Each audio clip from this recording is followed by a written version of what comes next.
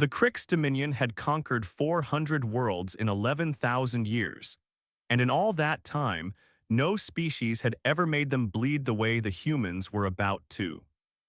High Marshal Vectron Azul stood on the command deck of the dreadnought Sovereign Ember and looked at the tactical plot floating in front of him. 600 crimson icons arranged in the elegant, doctrinally perfect petal formation his war colleges had refined over 3 centuries of conquest, and he felt nothing but the calm, bureaucratic satisfaction of a species that had never lost a war it chose to fight. 200 human ships waited for them at the edge of what the humans called the Kasarine Reach, a smear of debris and old mining stations, and dying red stars that the Dominion's strategic assessment had rated, in the cold language of its intelligence directorate, as primitive, industrially disadvantaged, and psychologically unprepared for total war. The assessment had been compiled by analysts who had watched 3 centuries of human television broadcasts, read human philosophy, cataloged human religions and human art and human children's stories, and concluded that a species so sentimental, so addicted to narratives about heroism and sacrifice and the sanctity of the individual, would break long before its ships did. The assessment did not account for the fact that humans had spent the entirety of their own bloody history proving that sentiment and ruthlessness were not opposites, but two expressions of the same terrible capacity for endurance. The assessment was going to get a great many Kryx killed before anyone in the Dominion admitted it was wrong. Admiral Renata Cho stood on the cramped, overheated bridge of the heavy cruiser Absalom, 300 light-years away in real terms and about 4 minutes away in the terms that mattered, and looked at a tactical plot that was not elegant at all. It was a mess of red and amber icons, patched together from a dozen incompatible sensor arrays because Earth's combined fleet had been built from whatever hulls humanity could scrape together in 18 months of desperate shipbuilding.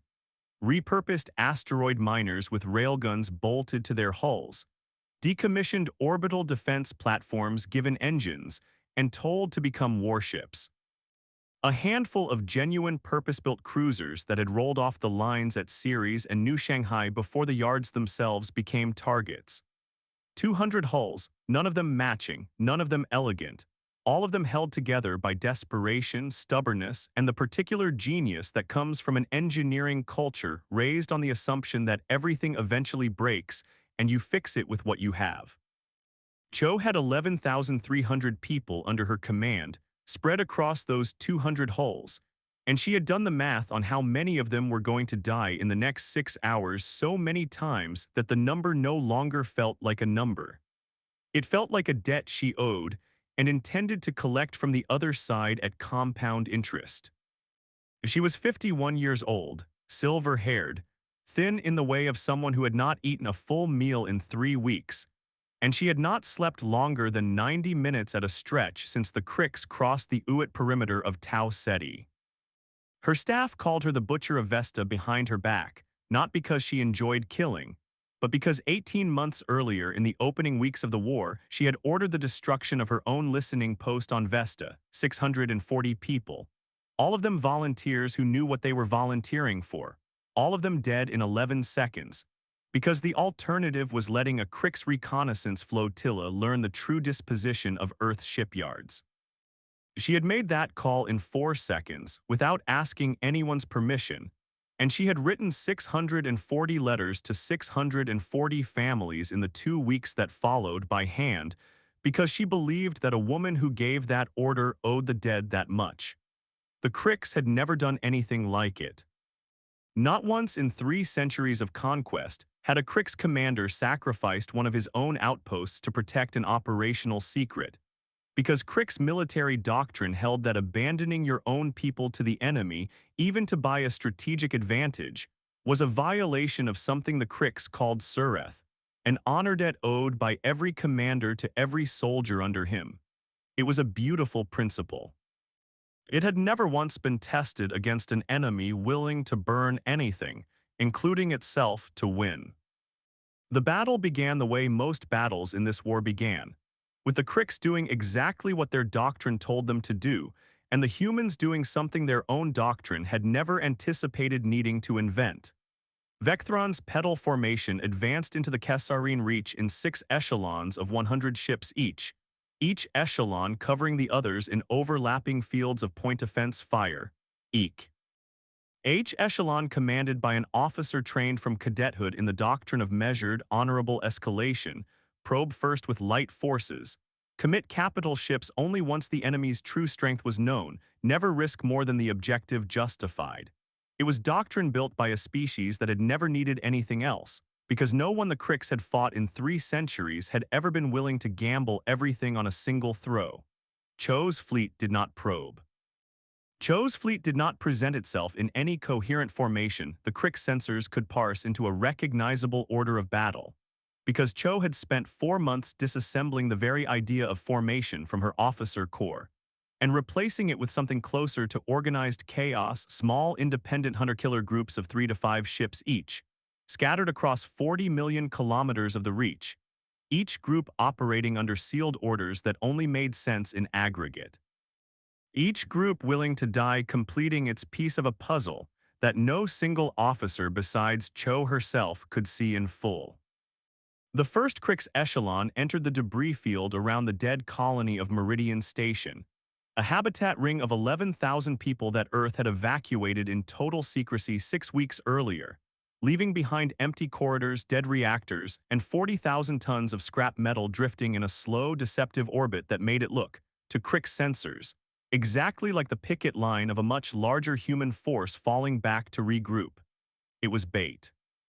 Cho had signed the evacuation order herself, had watched the manifests come in confirming every last soul off that ring, and had then ordered engineers to rig the station's own reactor cores, the 4 that remained, the ones too radioactive and too structurally compromised to be worth salvaging, into a weapon that no Kryx sensor suite had ever been designed to detect, because no Kryx commander had ever conceived of turning a dead civilian habitat into a nuclear mine.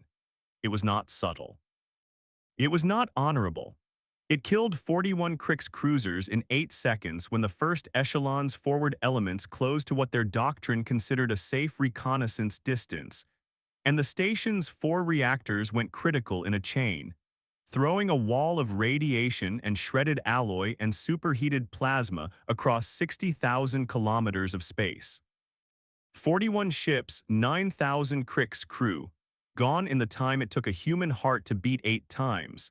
And every one of them died because their doctrine told them that an abandoned civilian structure posed no tactical value and therefore no tactical threat. Vectron felt the loss reports arrive on his tactical plot like a physical blow, 41 icons flickering from crimson to gray in a cascade that took less than 1/10 of a second to register and would take the rest of his life to understand.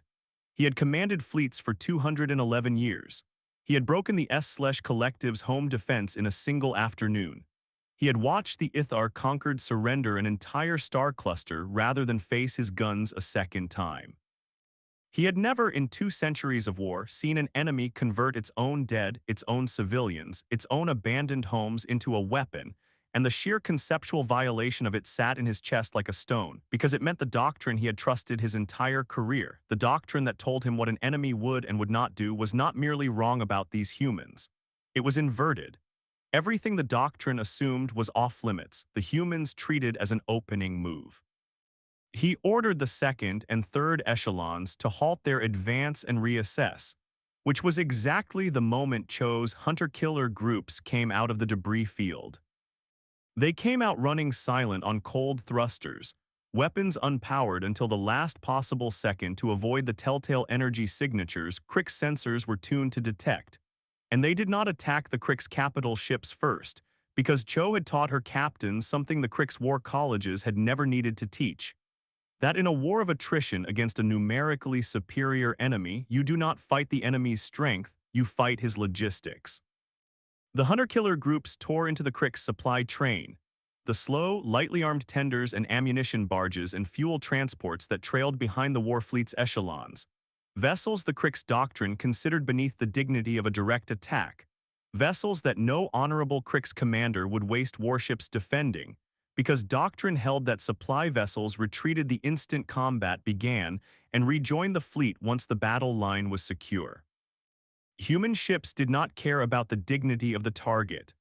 23 Kryx supply vessels died in the first 11 minutes of real fighting, their crews spaced or burned or simply erased in flashes of railgun-driven tungsten that hit at 9 kilometers a second and left nothing behind but expanding clouds of frozen fuel and shredded hull plate, and every one of those deaths meant 600 Kryx warships now had 600 fewer days of ammunition and reaction mass than they had calculated needing.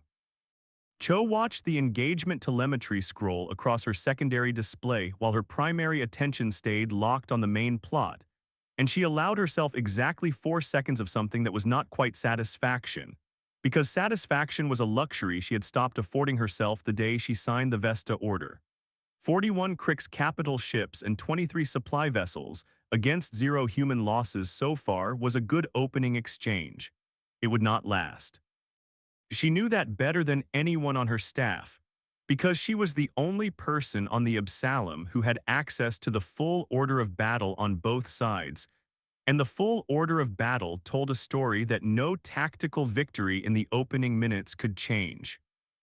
600 Kryx hulls, each one individually more capable than anything in her fleet, against 200 human hulls held together with desperation and stolen technology, and the kind of engineering that happens when a species runs out of time to do things properly. She had told her staff in the planning sessions 18 months earlier that Earth was not going to win this war by being better than the Kryx. Earth was going to win by being willing to do the things the Kryx were constitutionally incapable of doing, and by making sure that every single engagement, win or lose, cost the Dominion more than it could sustainably afford to pay. It was not a strategy of victory. It was a strategy of bankruptcy, and bankrupting an empire that had conquered 400 worlds required a kind of patience and cruelty that Cho had spent the better part of a year convincing herself she possessed. The main battle, when it came ugly. Vectron, stung by the losses at Meridian Station and furious in the cold, procedural way that Kryx officers expressed fury, through terse commands and slightly compressed sentence structure, rather than anything a human would recognize as emotion, ordered the 4th and 5th echelons forward in a punitive strike meant to crush whatever remained of the human fleet's forward elements before they could withdraw.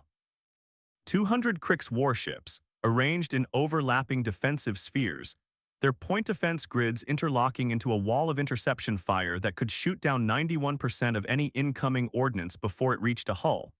advanced into the heart of the Kesarine Reach at a velocity calculated to close the range before the human fleet could disengage. It was, by any reasonable measure of naval doctrine anywhere in the galaxy, an overwhelming force. 200 Kryx cruisers and battleships against whatever remained of 200 human ships that had already been bled by their own trap.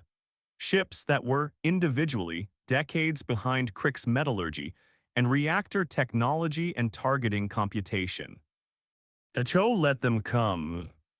She had positioned 60 of her 200 ships, the oldest hulls, the ones with the least remaining structural life, the ones her engineers had quietly told her would not survive more than one more major engagement regardless of what happened in the Reach, in a loose defensive screen directly in the path of the advancing Kryx echelons. And she gave those 60 captains an order that no fleet commander in 3 centuries of Kryx recorded history had ever given. Hold position, absorb fire, and if your ship loses main power or reactor containment, ram, not retreat, not eject the crew and abandon hull. Ram, with whatever velocity you have remaining, into the nearest capital-class target and take as many of them with you as your mass and closing speed allow. It was, in the strictest sense, murder. Cho understood that. She had spent 3 sleepless nights before the battle working through the ethics of it with her chief of staff, a Jesuit-trained tactical officer named Marcus Oyelaran, who had told her, with the particular calm of a man who had made his peace with damnation a long time ago, that there was no version of this war where they won without asking some of their people to die on purpose, and the only question that mattered was whether those deaths bought enough to be worth asking for. Cho had made the calculation the way she had made it at Vesta, the way she suspected she was going to keep making it for the rest of whatever life she had left.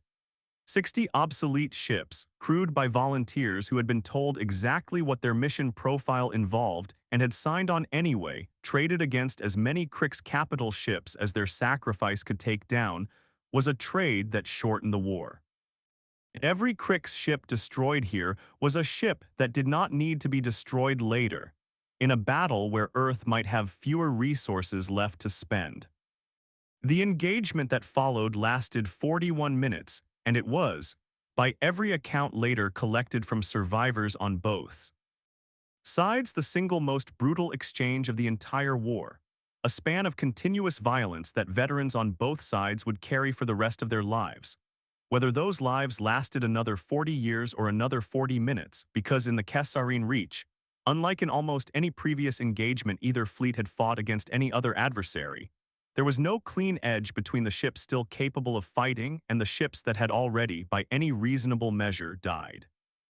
The 60 human ships opened fire the instant the Kryx echelons entered effective range, not with any expectation of winning the exchange. Their railguns and missile batteries were simply outmatched by Kryx point defense and armor.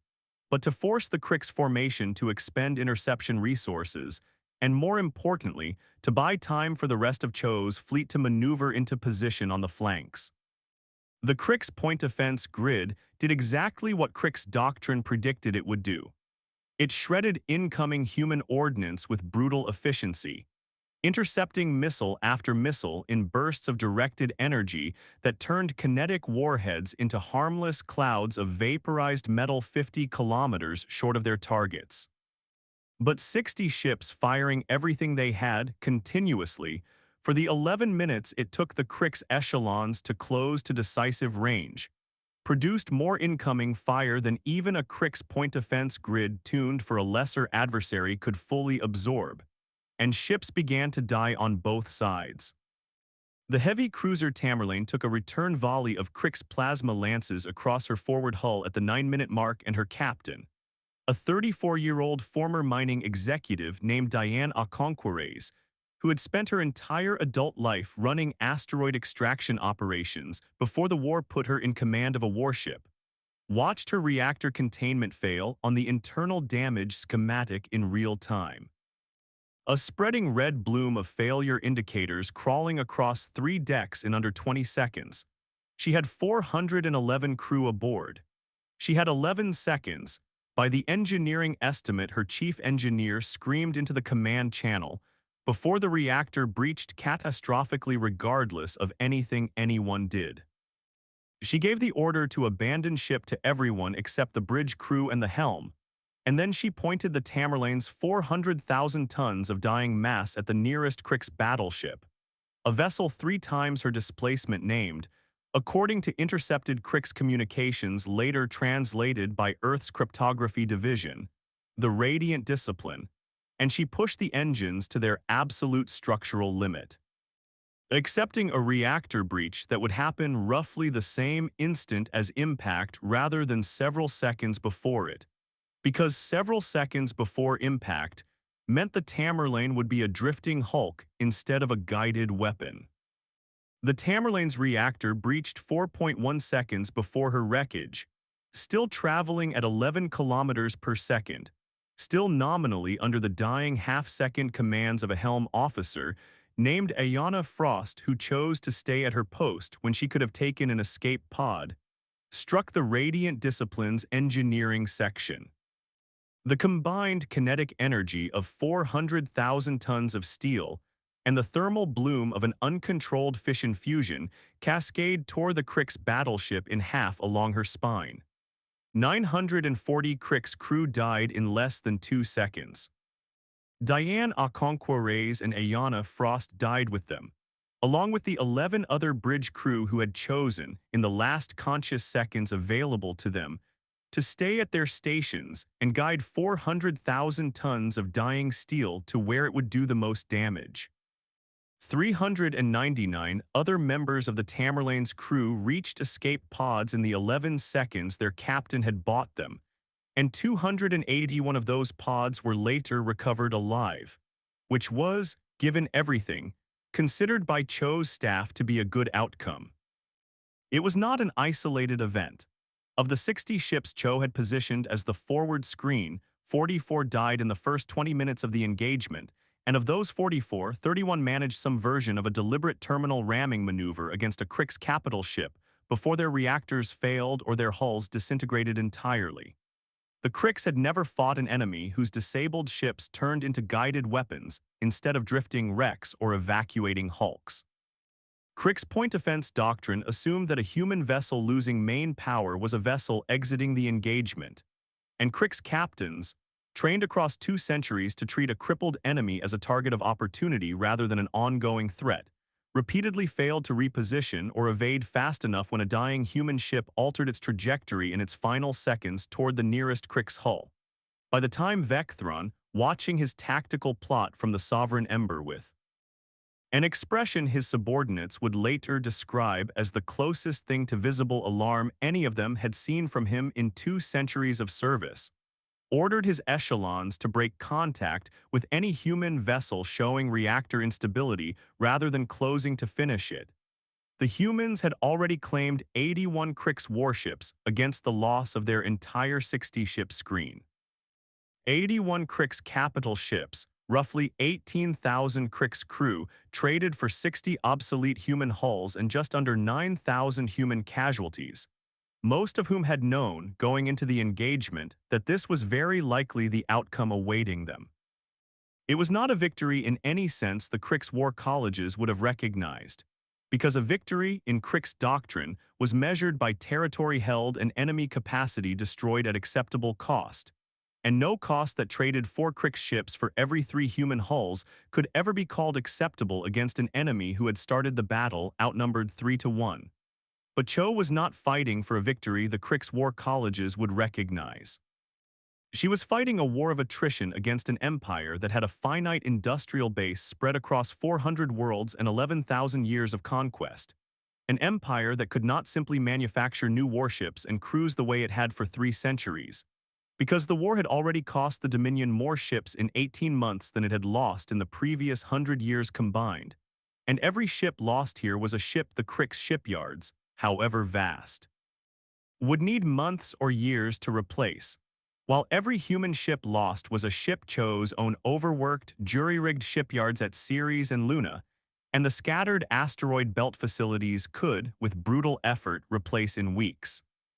Inside the surviving human hulls, the 40 minutes of that opening engagement did not feel like 40 minutes. They felt like a single, unbroken scream of alarms and shuddering deck plates that stretched out into something closer to geological time, the way trauma always does to the people living through it. Aboard the cruiser Kutuzov, damage control teams worked in vacuum suits through decks that had lost atmosphere in the second minute of the engagement, dragging fire hoses that would not have worked anyway through corridors, where the only light came from emergency strips bleeding red along the floor seams. Because the Kryx plasma lance that had opened her forward hull had also severed the primary lighting conduit, and nobody had time to reroute it, while 3 compartments aft were venting atmosphere into space through a gash you could have flown a shuttle through. The Kutuzov's chief engineer, a broad, silent man named Dmitry Yaroslavsky who had spent 20 years maintaining Ceres' orbital infrastructure before the war, kept the ship's reactor stable through the entire engagement by manually cycling coolant valves that had lost all automated control, standing in a compartment where the ambient temperature had climbed past what his suit was rated to protect him from for more than 90 minutes.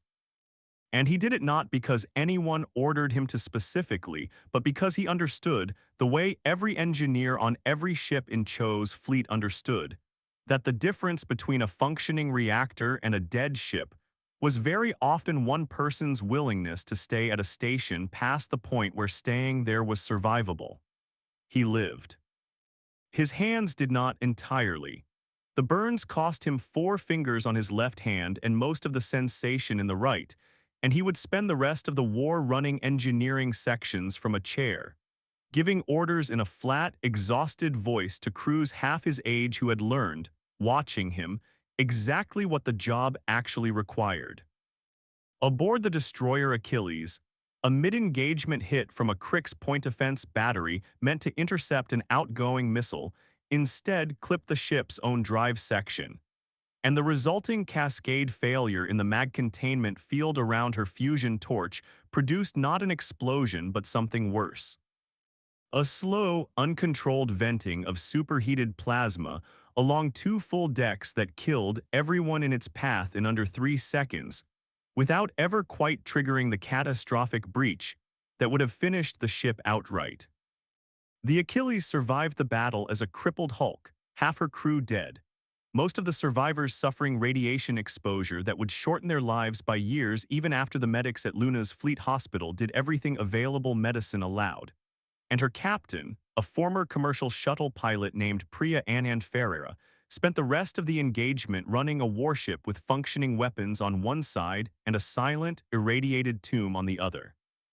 giving orders across an intercom system that connected her to fewer and fewer people as the hours wore on, because that was simply what command looked like in this war. Not clean victories or clean defeats, but ships that survived engage.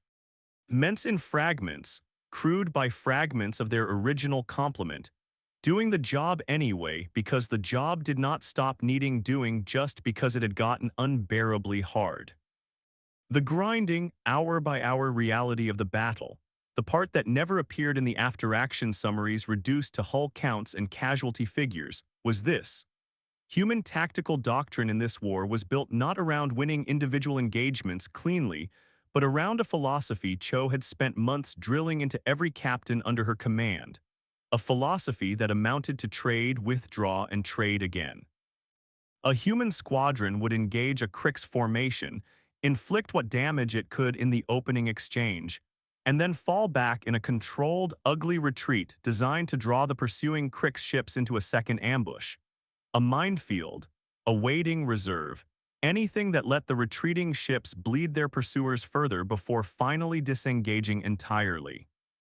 It was a tactic that required captains willing to order retreats that felt, in the moment, like abandoning wounded comrades, because a controlled withdrawal under fire inevitably meant leaving behind ships too damaged to maintain formation speed.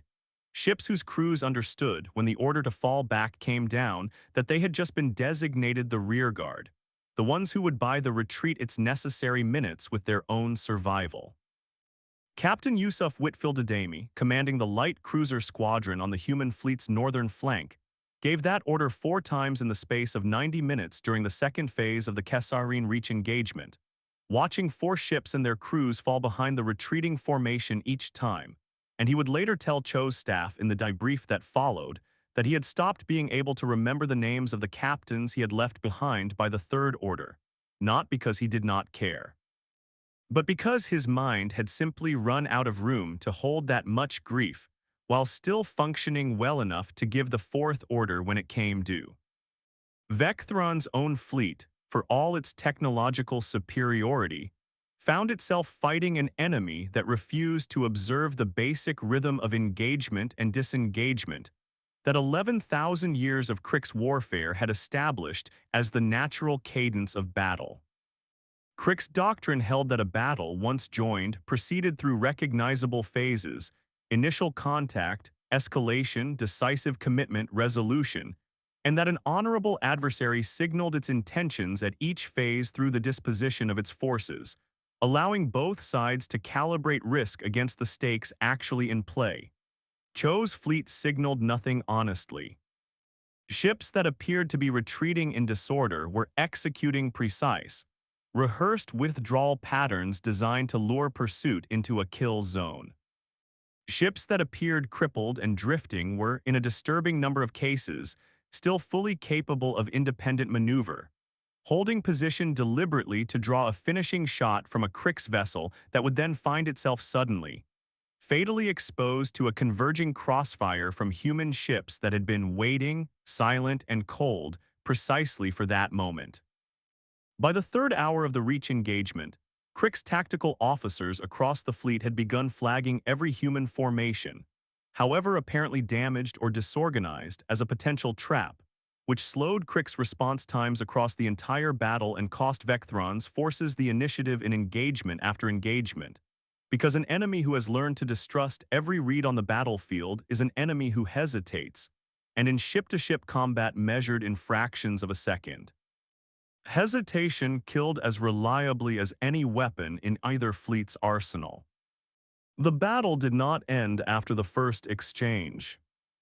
It ground on for 6 more hours, in 3 more major engagements and a dozen minor skirmishes scattered across 40 million kilometers of the Kesarine Reach, and each engagement bore the same essential signature. The Kryx fighting with superior technology, superior individual ship capability, and a doctrine built on centuries of uncontested conquest, against a human fleet that refused to fight fair in any sense the Kryx found comprehensible. At the second major engagement, 3 hours into the battle, a Kryx supply convoy attempting to route around the fighting through what its navigators believed was an empty stretch of the asteroid belt bordering the Reach discovered, at a cost of 6 more transport vessels, that Cho's engineers had spent the previous 4 months seeding 1,200 separate asteroids across every plausible transit corridor, with nuclear mines disguised as ordinary mining debris. Their trigger mechanisms keyed to detect Kryx drive signatures specifically, indifferent to whether the vessel that triggered them was a warship or an unarmed fuel tanker. It was, again, not a tactic any Kryx commander would have conceived of using, because it required treaty. NG the entire volume of space around a battle as potential kill zone rather than a defined battlefield, and it required a willingness to leave weapons capable of killing indiscriminately scattered across a region that human civilian traffic might someday need to use again.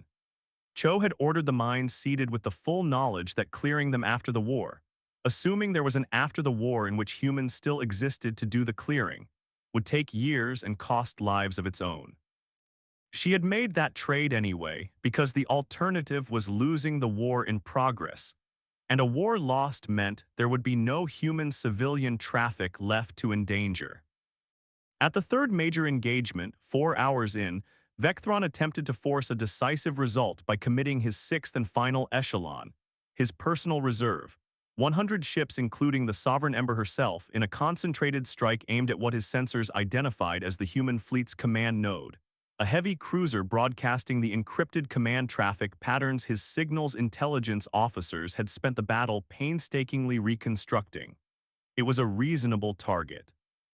It was also not the Absalom, because Cho, understanding from the opening hour of the war exactly how Kryx signals intelligence worked, had ordered her communications staff to route all fleet command traffic through a decoy relay aboard the frigate Meridian's Ghost, a name chosen with the particular gallows humor of Cho's staff as a quiet joke about the trap that had opened the battle, while the Absalom herself maintained near-total communications silence. Issuing orders through a physically distributed courier drone network that no Kryx signals analysis, however sophisticated, could distinguish from routine fleet traffic. Vectron's 100-ship strike obliterated the Meridian's Ghost and 40 escort vessels in a battle that cost the Kryx another 38 warships against human point defense and a desperate, well-executed rearguard action. And it accomplished nothing, because the fleet's actual command structure had never been aboard the ship the Kryx destroyed. By the time the 6th hour ended and both fleets, exhausted and bleeding, disengaged to opposite ends of the Kesarine Reach to assess and repair, the tactical accounting stood at 100, and 94 Kryx warships destroyed against 117 human ships lost. It was, on the surface, an extraordinary human victory, nearly 2 Kryx ships for every human hull. But Cho, reviewing the final numbers in the Absalom's cramped, blood and coolant-scented command center at the end of the 6th hour, understood better than anyone aboard that the numbers told a story of desperate parity rather than triumph. She had entered the battle with 200 ships and 11,300 personnel. She had ended it with 83 ships still combat-capable, and just under 6,000 personnel remaining under her direct command, a casualty rate that would have broken any conventional military in human history and had come within a hair of breaking this one. The Kryx had entered with 600 ships, and even accounting for their catastrophic losses, still possessed 406 warships in the broader theater, more than enough on paper to finish what remained of Cho's fleet in a single further engagement if Vectron chose to press the attack immediately rather than withdraw to reassess. He did not press the attack immediately, and the reason he did not was the thing that mattered most in the entire battle, more than any tactical outcome the sensor logs could record. Vectron withdrew the surviving Kryx fleet 40 light minutes beyond the edge of the Kesarine Reach, ordered a full damage and morale assessment across every surviving vessel, and sat alone in his quarters aboard the Sovereign Ember for 11 hours an eternity, by the standards of a species that measured decision cycles in fractions of that time, trying to understand what he had just witnessed. Because the battle he had just fought did not match any pattern his 2 centuries of experience or his civilization's 11,000 years of conquest had prepared him to recognize. He had lost nearly a third of his committed force to an enemy outnumbered 3-1, an enemy flying obsolete ships crewed by a species his own intelligence services had assessed as psychologically incapable of sustaining total war, an enemy who had converted a dead civilian colony into a weapon, mined an entire region of space indiscriminately, and ordered its own crews to die deliberately and repeatedly in ramming attacks that no Kryx doctrine considered a legitimate tactic, because no Kryx commander in 11,000 years had ever asked it of his crews. The war did not end at the Kesarine Reach, though later historians on both sides would mark it as the engagement after which the Dominion's confidence in a swift conquest of human space quietly, irrecoverably broke. It continued for another 14 months, across 17 more major engagements and hundreds of smaller ones, and the pattern established in the Reach repeated itself with grinding, exhausting consistency. The Kryx fleet, still numerically and technologically superior in almost every engagement, would advance according to doctrine that assumed a rational, self-preserving, honor-bound adversary and Cho's fleet, and the 2 other human fleet commands operating in the other theaters of the war would respond with tactics calibrated specifically to exploit every assumption that doctrine contained. At Proxima's shield, 6 weeks after the Kesarine Reach, Cho ordered the evacuation of the mining colony at Proxima Centauri B. 40,000 civilians moved in 9 days of round-the-clock shuttle operations that strained Earth's remaining transport capacity to its absolute limit, and then had her engineers spend 3 weeks converting the colony's abandoned industrial infrastructure, its ore processors and smelting furnaces and the colony's own fusion reactor, into a weapon disguised as a still-functioning settlement, its heat signature and power emissions carefully maintained by a skeleton crew of 40 volunteers who knew they would not survive the operation, in order to convince a Kryx occupation force that Proxima B was a soft target worth garrisoning rather than a trap worth avoiding. The Kryx garrison force of 30 ships that took the bait died to the last vessel when the colony's reactor detonated, timed to coincide with the arrival of a Kryx supply convoy that had been lured into the system by 3 weeks of carefully falsified signals traffic, suggesting the human fleet had abandoned the sector entirely. It cost Earth 40 volunteers and an entire evacuated colony's infrastructure, permanently. It cost the Dominion 30 warships, 4,000 crew, and more importantly, in the long arithmetic Cho was fighting, an entire supply convoy's worth of munitions, fuel, and spare parts that the Dominion's increasingly strained logistics network could not easily replace. At the Battle of the Kolsak Fringe, 4 months after Proxima's shield,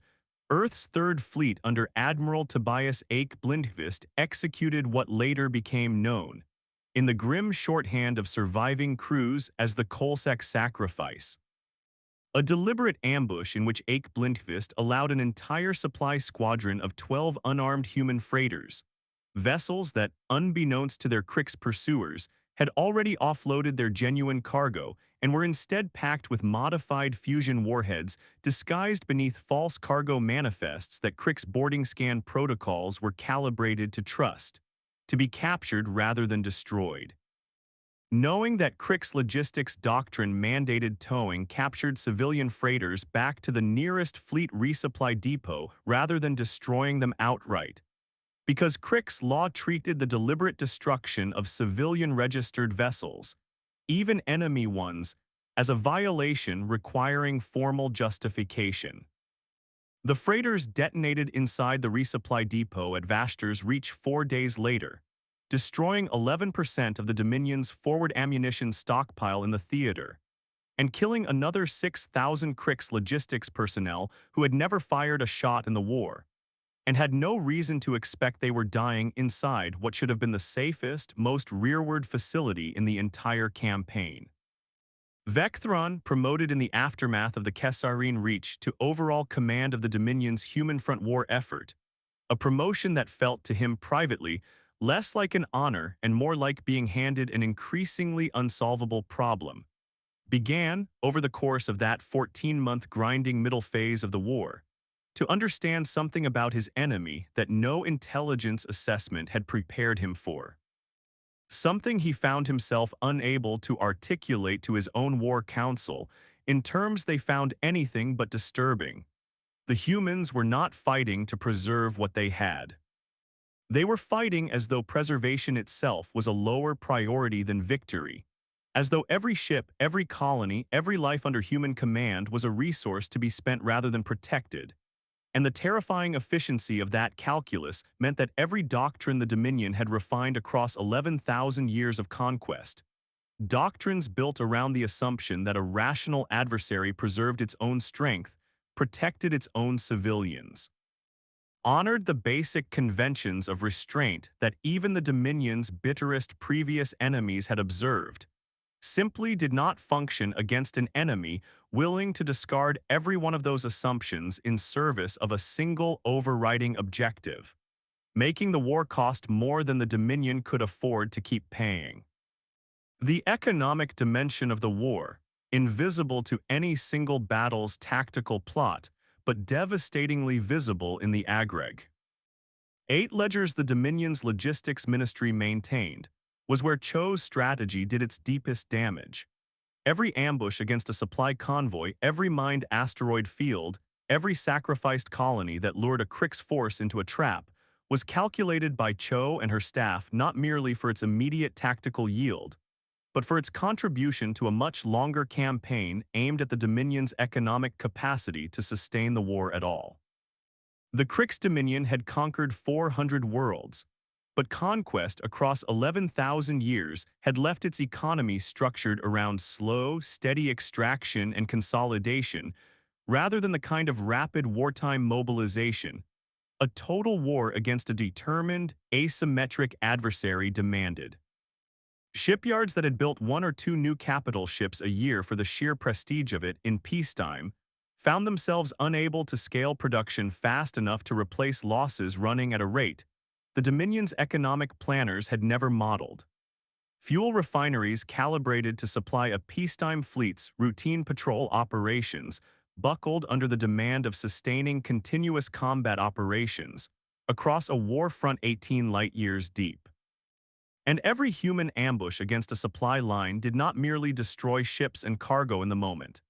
It forced the Dominion to divert increasing numbers of warships to escort and patrol duties, ships that could otherwise have been committed to the front, further slowing the replacement of combat losses and creating a compounding spiral that Cho, watching intercepted Dominion economic communications her intelligence staff had painstakingly decrypted over months, recognized with the same cold, exhausted satisfaction she had felt after Meridian Station. It was working. It was going to take years. It was going to cost more human lives than she wanted to calculate, but it was working. Behind every one of those battles sat a home front that was quietly, grimly consuming itself to keep the war fleet fed. The shipyards at Ceres worked in 3 shifts around the clock, staffed increasingly by workers who had never built anything more complex than a habitat module before the war, and had been trained in compressed 6-week courses to weld hull plate and root reactor conduit to standards that would have been considered dangerously inadequate in peacetime, and were, by the second year of the war, simply the standard, because there was no time and no material to build anything better.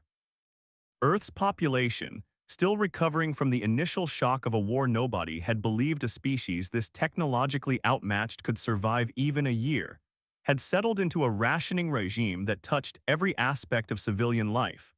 Reaction mass diverted from civilian transport to warship refueling. Rare metals stripped from consumer electronics and redirected to shipyard forges. An entire generation of 18-year-olds conscripted into crew training programs that graduated them into combat postings after 4 months, instead of the 18 months peacetime training had once required. Cho's own fleet, by the 14th month of the war, was crewed increasingly by people who had been school teachers and farmers and accountants 2 years earlier, trained just well enough to keep a ship functioning, and just green enough that veteran petty officers spent as much energy keeping their crews alive through inexperience as through enemy fire. It was, by any honest accounting, an exhausted, threadbare, catastrophically overextended war effort held together by improvisation and the particular stubbornness of people who had run out of any option except to keep going. And Cho understood, every time she reviewed the fleet's readiness reports, that the arithmetic of the war was not simply about how many Kryx ships her fleet could destroy. It was about whether Earth's shattered, overworked industrial base could keep producing ships and crews faster than the war consumed them. A race she was not at all certain in her private moments that humanity was going to win even with every ruthless advantage she could extract from a Dominion unwilling to fight the same way. The crews themselves carried a weight that no tactical briefing ever fully captured. By the 9th month of the war, psychiatric casualties, sailors and officers who simply stopped being able to function, who froze at their stations or wept uncontrollably in corridors, or in a slowly rising number of cases, took their own lives in the cramped privacy of a bunk aboard a ship there was nowhere else to go to be alone, had become common enough that every capital ship in the fleet carried at least one dedicated combat stress officer. A role that had not existed in any peacetime naval structure, and that Cho had authorized over the objections of an admiralty that worried, not unreasonably, about the manpower cost of dedicating trained personnel to anything other than direct combat function. She authorized it anyway because she had watched in the aftermath of the Kesarine Reach, 3 of her own senior officers develop a flat, hollowed-out affect that she recognized from her own mirror in the mornings. And she understood that a fleet run entirely by people too broken to feel anything was a fleet that would eventually make a catastrophic tactical error simply because nobody left in the command chain had the emotional capacity left to notice a mistake before it killed everyone aboard. She herself slept, on average 4 hours a night, woke from what little sleep she got with the taste of the Vesta transmission still somehow present in her mouth 18 months later, and had stopped, sometime around the 6th month of the war, expecting that sensation to ever fully go away. The turning point when it came not at a battle at all, but in a system called Halcyon's Rest, 11 months into the campaign's grinding middle phase, where Cho executed what her own staff would later describe, with the particular dark humor that had become the fleet's coping mechanism over 2 years of continuous war, as the single most monstrous and most necessary decision of her command. Halcyon's Rest was a human colony of 190,000 people, the largest single population center still within reach of the advancing Kryx front, and Cho's intelligence staff had identified, through months of painstaking analysis of Kryx fleet movements and logistics patterns, that the Dominion intended to commit its entire remaining reserve, 211 warships, nearly half of what remained of the invasion fleet after 14 months of attrition, to a single decisive assault intended to break Earth's second fleet and open a direct corridor to the Sol system itself. If that assault succeeded, the war was effectively over, because Earth's Second Fleet was the last coherent force standing between the Dominion and the industrial heartland that had for 2 years kept producing the ships and munitions that made the entire war of attrition possible. Cho made the calculation in 6 hours of the most agonizing deliberation of her life, sitting with her senior staff in a briefing room aboard the Absalom that had, by that point in the war, been patched and repaired so many times that its bulkheads were a visible palimpsest of battle damage, stretching back to the very first engagement at the Kesarine Reach. She could commit Earth's Second Fleet to a direct defense of Halcyon's Rest, a battle her staff's own models gave perhaps a 30% chance of winning outright, and a near certainty of costing the fleet as a fighting force regardless of outcome, trading the last coherent human battle fleet for the lives of 190,000 civilians. Or she could do what Admiral Blindqvist, in a secure transmission 3 days earlier, had already begun quietly preparing for without her explicit order, trusting that she would eventually reach the same conclusion he had. Evacuate as many civilians from Halcyon's Rest as the remaining transport capacity could manage in the 72 hours available, and then let the colony itself become the largest single trap of the entire war, its remaining infrastructure,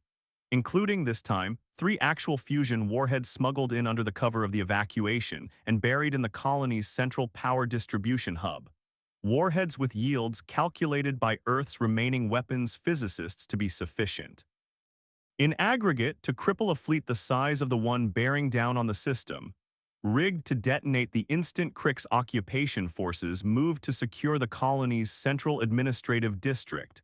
The district every Kryx doctrine manual identified as the first objective to seize in any planetary assault,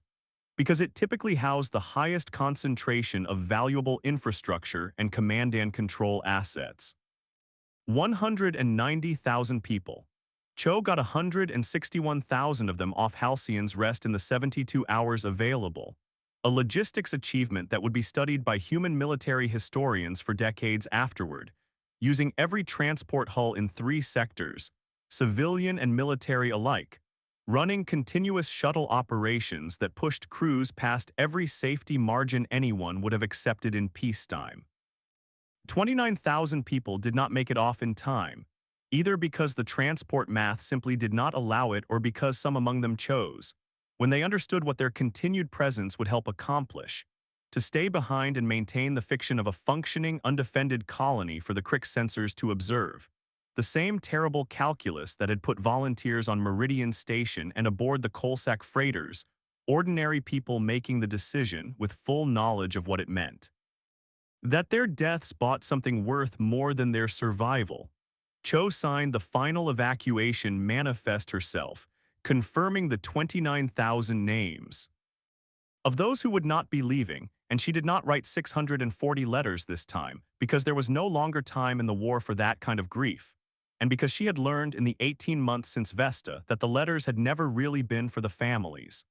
They had been for her, a ritual that let her keep believing she remained a person capable of grief rather than merely a function that produced casualty lists, and she no longer had the luxury of believing that distinction mattered.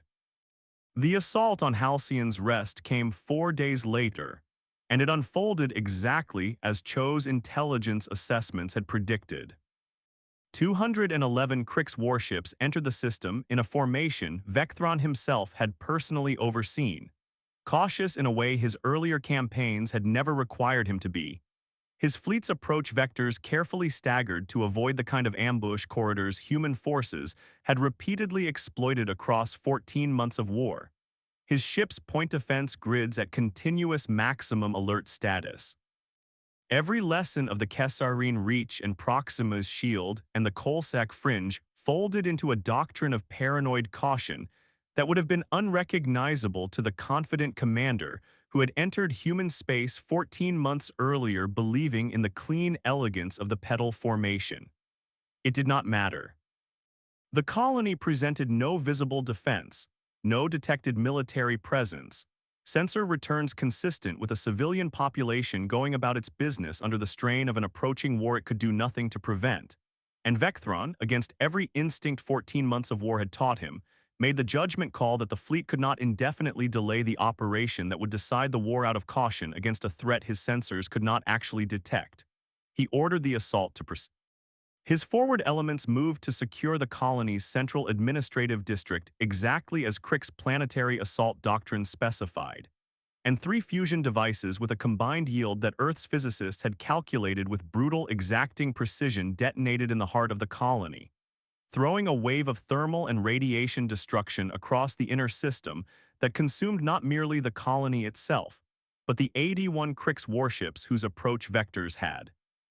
by doctrine and unlucky proximity, placed them within the lethal radius. It was not enough on its own to break the Kryx fleet outright. 130 ships survived, badly damaged but combat-capable, and Earth's second fleet, waiting in ambush position 40 light minutes beyond the system's edge exactly where Cho's staff had calculated the survivors would be forced to regroup and reassess before continuing their advance. Engage those survivors in a 6-hour running battle that cost both sides dearly and ended with only 44 Kryx ships remaining combat-capable, against the loss of 91 of Earth's own hulls. But when the tactical accounting settled, of the 211 warships the Dominion had committed to what was meant to be the decisive assault of the war, 167 were destroyed, and the remainder were battered beyond any near-term capacity to resume offensive operations. And the corridor to Sol that the assault had been meant to open never materialized, and Earth's industrial heartland kept producing ships. Vectron was not aboard the Sovereign Ember when Halcyon's Rest detonated.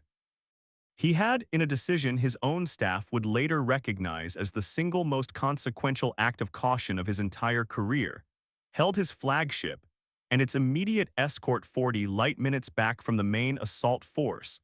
monitoring the operation from a position of maximum sensor coverage rather than personal command presence.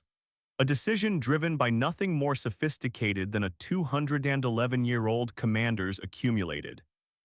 unspoken dread of what 14 months of war against this particular enemy had taught him to expect from any operation that looked, on the surface, too clean. When the reports came in 167 ships destroyed, the decisive assault broken before it had properly begun, 29,000 human civilians dead by their own government's calculated decision, 161,000 more evacuated, in an operation whose sheer logistics achievement the Dominion's own analysts would later study with something approaching professional awe. Vectron sat alone in the Sovereign Ember's command chair for longer than he had sat anywhere in 2 centuries of service, and understood, with a clarity that felt less like a tactical realization and more like the slow collapse of every assumption his civilization's 11,000 years of conquest had built, that the Dominion was not going to win this war. And more importantly, that even if it somehow did win, the victory would not be worth what it had already cost. Because an enemy willing to detonate its own colony rather than surrender an inch of tactical advantage was not an enemy that could be conquered in any sense that left anything worth conquering. He requested, through his flag captain, a secure channel to whatever human command authority could be reached, and he waited 11 hours for a response, because Earth's combined fleet command, still recovering from a battle that had cost it 91 more ships and thousands more crew even in victory, took its time deciding whether a Kryx surrender overture was genuine or another maneuver in a war that had taught every human commander to distrust anything that looked too easy. When the channel finally opened, it was Cho herself who took the call, sitting in the Absalom's command center with the particular bone-deep exhaustion of a woman who had spent 2 years making decisions no person should have to make and had, somewhere in the accumulated weight of those decisions, stopped being entirely certain she recognized the person she had become in the process. Vectron's translated words, when the linguistic systems finished processing them, were not what Cho's staff had expected. He did not speak of the Dominion's remaining strength, though the Dominion, even after 2 years of grinding losses, still possessed a war fleet larger than anything Earth could field. He did not speak of terms or territory or the formal conventions of surrender that 11,000 years of Kryx conquest had refined into elaborate ceremonial protocol. He said, in words that Earth's linguists would spend years afterward debating the precise emotional register of, because Kryx language did not map cleanly onto human categories of fear or grief, that the Dominion's war colleges had spent 3 centuries building a doctrine of honorable conquest, a doctrine that assumed every enemy, however different, shared some baseline commitment to preserving what it valued, and that this war had taught him that humanity possessed no such baseline. That humans would burn their own colonies, mine their own space, sacrifice their own children by the tens of thousands, and keep doing it for as long as it took to win, and that a species willing to do that to itself would eventually, inevitably, be willing to do it to everyone else in the galaxy, and that the Dominion, for all its power, for all its 11,000 years of conquest, had no doctrine capable of surviving contact with an adversary who had no floor beneath which it would not go. He was not surrendering because the Dominion had lost the war. He was surrendering because he had looked at what winning would require, and at what humanity had already shown itself willing to spend to avoid losing, and he had understood, with the particular terror of a 211-year-old commander confronting something genuinely outside every category his long life had prepared him for, that there was no version of this conflict that ended with the Dominion intact and the galaxy safer for having fought it, because the humans had demonstrated decisively and repeatedly that they would rather burn everything, their colonies, their fleets, their own children, the very asteroid belts and star systems that constituted their home, than accept defeat. And an empire that valued its own continuity could not indefinitely absorb the cost of fighting an enemy that valued nothing above victory itself. Cho listened to the translated words in silence, and when they finished, she did not feel triumph. She felt the particular, hollow exhaustion of a person who had spent 2 years convincing herself that ruthlessness in service of survival was not the same thing as becoming the kind of commander history would remember as a monster,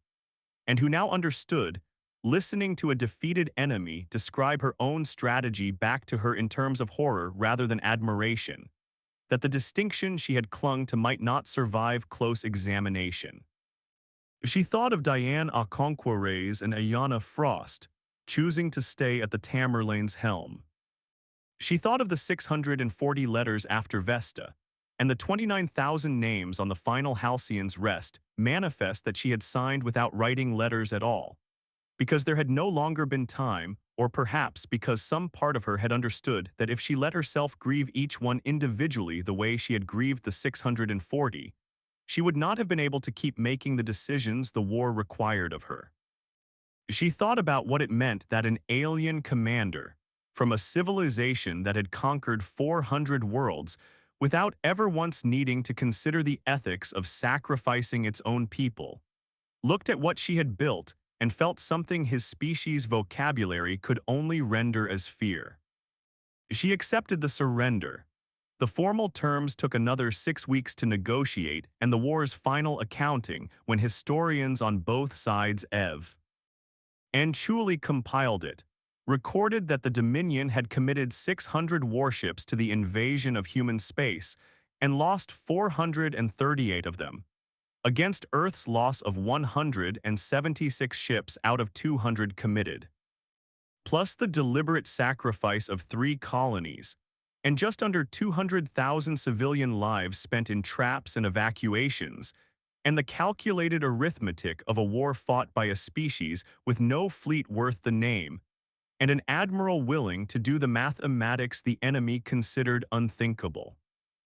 Earth won the war not because its ships were better, or its crews braver in any sense the Dominion's own soldiers had failed to match, because Kryx crews had fought and died with a discipline and courage that Cho herself, in the private reports she filed with Earth's surviving civilian government, insisted on documenting honestly rather than dismissing. Earth won because it had been willing to treat its own survival as a resource to be spent rather than a value to be protected. A willingness that no doctrine built across 11,000 years of comfortable, honorable conquest had ever needed to develop a defense against. And because somewhere in the ashes of a war that had cost nearly 200,000 human lives spent on purpose, Renata Cho had proven a proposition that she would spend the rest of her life uncertain whether to be proud of or ashamed of. That humanity, when it decided survival required it, possessed no lower bound to what it would sacrifice, and that in a galaxy of civilizations that had, every one of them, eventually found a limit to what they would trade for victory, a species with no such limit was not merely difficult to conquer. It was something closer to unconquerable, and the price of that unconquerable resolve was a debt of grief that Cho, standing at last on the observation deck of the Absalom as the Kryx withdrawal fleet powered down its weapons and began the long, silent journey back toward Dominion space, understood humanity would be paying for a very long time to come.